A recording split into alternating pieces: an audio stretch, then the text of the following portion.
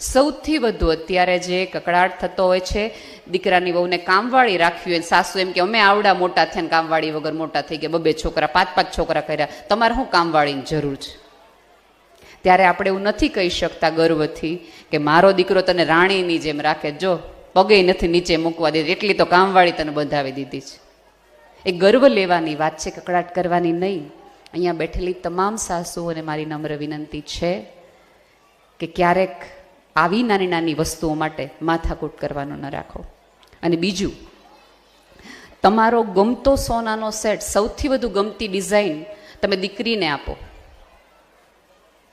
અને વાહે વધે એ તમે, અને તમારા ગયા પછી તો આમે દીકરાની વહુને જ વયું જવાનું છે.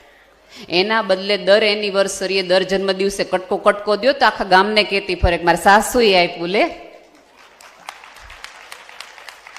અને દીકરીને આપશો, હું દીકરીને દેવાની ના નથી